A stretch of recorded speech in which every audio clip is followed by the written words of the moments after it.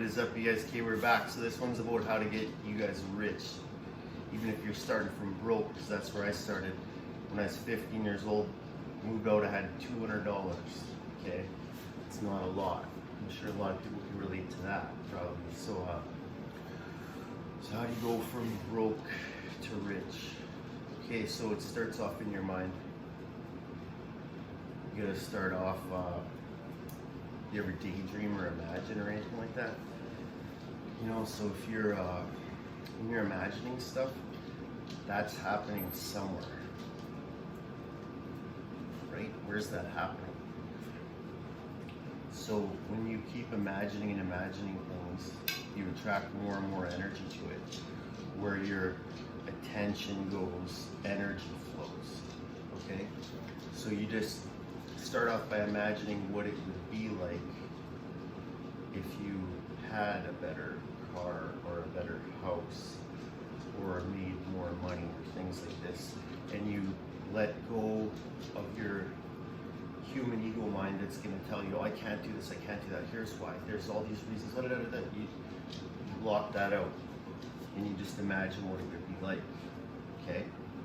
Just say you imagine if you want a swimming pool, you just imagine you have a swimming pool and you're swimming in your pool. Ideas will come up like, you can't have that, you don't have enough money to buy this pool, all this, you don't even have the space. It's like, block all that out. Maybe you'll get the pool in 3 years, it might be 4 or 5 years, it might be 1 year, you never know, but you'll get the pool eventually if you really want it. So anyway, for getting rich, first thing you understand is invest in assets. Assets put money in your pocket. Okay? Most people spend money on liabilities. Liabilities take money out of your pocket. Okay? So it's like, what are some assets? Invest in yourself. That's the best asset you could ever invest in.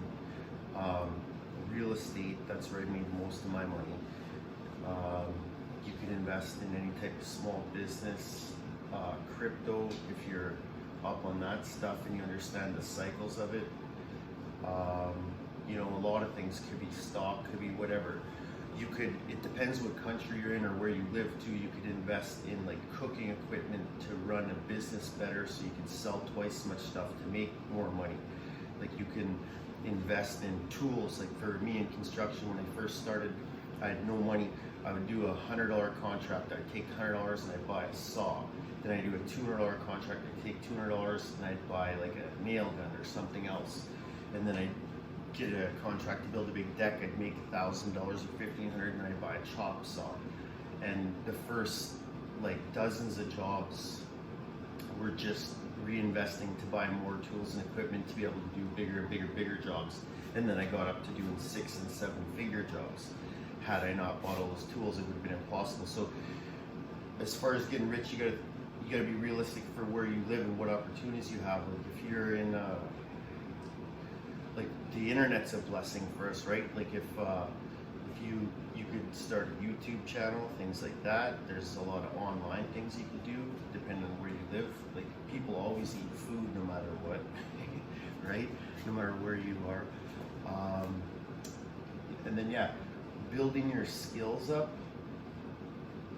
and even financial skills and your financial literacy, your financial wits, your understanding of assets and liabilities, and things like this. Learning about this stuff, becoming conscious and aware of it, because again, the more you're aware of it, where your attention goes, your energy will flow. So if you're putting more attention into financial stuff, you're going to attract more of your mental energy into that. And then so, yeah, as far as getting rich though, if you just continually earn money and spend less than you earn and reinvest in assets of some sort. I prefer real estate because like they say, Manhattan was bought for beads at one time and it's obviously worth far more money than that.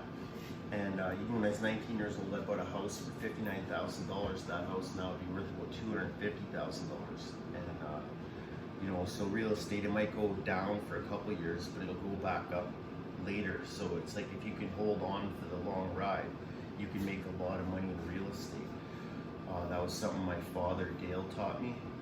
he told me that some of the largest amounts of money and equity that he ever made in his life was off fixing up a house in real estate and then later unloading it and moving. So yeah, if you can invest in a house. When I was 19, I bought a house and I couldn't even afford it because I made $7 an hour. So I bought it anyway, because that's how I am. You got to take risks if you want to make. If you want to make it, you're gonna have to take some risks. It's just the way it is. So anyway, I bought the house and I ended up having to rent out an apartment in the upstairs to earn extra income to cover the bills. And yeah, I later sold that house for twice what I bought it for. And if I would have kept it for even longer, I could have sold it for 2.5 times what I bought it for, whatever, or 3 times. But I was 19 then. I think I sold it in my mid to late 20s there. But yeah, I bought a bunch of places, and I feel like real estate's always a good bet, but you got to look at the long run, and you have to understand what you're doing. Like whatever you're getting into, you got to research it. You got to find the smartest people in your field. Like if you're a chef, find some other smartest chefs you can find, learn from them, read books, find stuff. If you're into computers, find people like Elon or whoever you can find to learn from. Whatever it is, like again, if you're in construction, find people like Mike Holmes or whoever. If you're a writer, read about and learn from people like Stephen King. If you're into YouTube, watch Mr. Beast and stuff, or PewDiePie or whoever, to see like why are they so smart and what are they doing, because obviously they know some stuff, right? So my point is that if you invest in your own skills, they can always tax you and your money or with this or that, but they can't. Your skills they can never take. So if you invest in your skills, you always have your skills and your knowledge. So that's one of the best investment you can make. Here's some funny stuff. So how did Jim Carrey get rich? The actor, right? He's like a Canadian, one of the funniest guys ever. He said he played these tricks too in the mind, where he wrote a $10 million check to himself, and then he wrote for acting services rendered. And then he wasn't even a big time actor yet, but he would just imagine that he was every day. He would just imagine, like, what would that be like if I was? Like, oh, you're doing this, driving your fancy car, all that, with going, making some huge blockbuster movie and all this. And he would just imagine and play like a little imaginary game. And then later, it became exactly real, where he did get paid. I think on Oprah, he said he got paid like $10 million to do Dumb and Dumber, just like he imagined. And like I'm sure a lot of us watched that movie, right? But if you check Jim Carrey out, he'll tell you his process, and I go through the same process as a builder.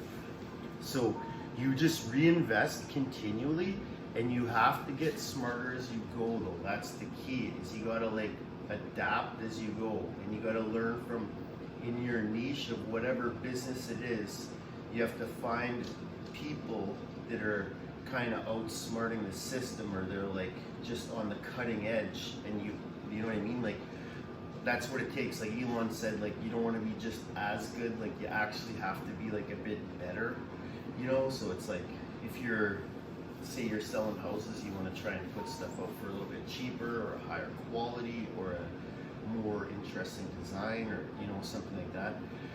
Okay, so what else do we got? Yeah, you got to think of what are your advantages. That's what my mom would always tell me, use your natural advantage. So you got to think in your area, what specific advantages do you have? Like if you live and there's whatever it is, if you live in New York and there happens to be some huge real estate boom or something going on, or whatever it is, or right now we're in the internet day and age where there's all the online stuff and everything. Yeah, you got to think of what your advantages and what skills you're born with. Like I'm born with really good skills to build stuff. I can just build anything. And I find the desire is a huge key, though, because you gotta have. If you don't have the desire, you're not really gonna go all the way. So you got to be honest and authentic with yourself on all levels when you're planning out what you're gonna do. So then, bottom line is, what is rich? It's just having enough and more than enough of what you need. Like at the bottom line, we're all God inside. We're a 4-part composite being. Okay? One of our bodies is our God body, that's our mind. We are one with the universe, all is mind. we already have everything. We actually already are rich, but most of us don't realize it. Do you need more hand? Do you need more foot? Do you need more elbow? Do you need more hair? Do you need more head? Do you need more whatever? But it's like the universe, it already is all us. It is. We're capped off with our ego minds on top, so we think we're separate, right? But we already have everything. So all you're really doing, everything you already want, it's all out there for you, waiting. You just gotta let it march towards you. So detachment's a huge thing, okay? So what's detachment? Why does that matter? Does it matter? Oh yeah, it does. So detachment, it's part of when you like pray. So to ask to get what you want, so you want to get rich, you have to ask, here's how. You say, like it's already done to God. And when you're praying to God, you're praying to your internal self. So obviously it loves you and wants to give you what you're asking for, but you can't be a jerk about it or a brat. So what do I mean by that? So you gotta pray within the framework of the golden rule laid down by Jesus. Do unto others as he'd have them do unto you. And then I, Daniel James, add to that because they are you on a spiritual level. So that's what, okay, so you pray to God, you say, thank you, God, for letting me be rich, allowing me to have the nice things I wanted in life, or whatever it is. Like, thank you, God, for all that you've given me and all this. You ask as if it's already done, and then it's a case like you can't harm anyone or do anything bad to get what you want, but you ask in a framework that it's already done. You just say, thank you, God, for giving it to me already. I love you and thank you for that. I really appreciate it. Then you're detached. You just let go. Let go and let God. Forget about it. You forget about it, and then you go to work and do your job. So if you were, say we use Jim Carrey for example, right? If you were Jim, you would go to your auditions and your acting classes and your whatever it is that your work is.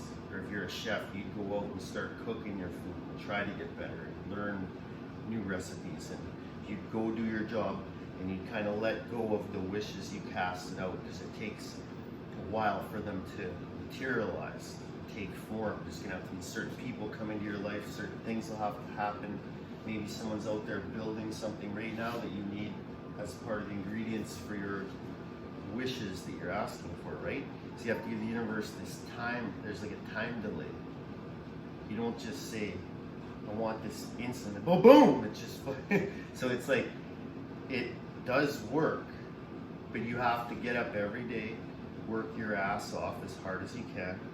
You have to be focused, and you have to continually will what you want into creation, and continually shape it. Get smarter as you go, learn as you go, adapt as you go, overcome the obstacles. You'll get there, and just keep working towards this thing. One day you'll wake up and realize, Jesus Christ Almighty, I did it. You're like, you're like, I did, now what? You're like, what do you now? What's next on the agenda? And then you realize too, you're like, holy jeez, I've done it on this scale, like how far can I go with this stuff? Like I've used it to test out, okay, can I win a strongman competition? Can I go win a bench press competition? Can I win an arm wrestling competition? Can I write a book? Can I build a house? Can I start a business? Can I make $1 million? Can I build $10 million worth of houses? Can I build $20 million? What can I do with this? Can I make a YouTube video? Can I help other people now that I've learned to help myself? What can I do? So you just get on a roll with it, and yeah. So, but the bottom line is, it's a progressive development thing. So I'm gonna be making more videos on how to build wealth in the future for you guys. Because it's something I'm interested in. I was born right out of the womb, so make money, like straight away entrepreneur. So I'm sure there's some other people like that out there, but yeah, make the most of yourself. and we all win, you guys. Stay blessed. Peace out.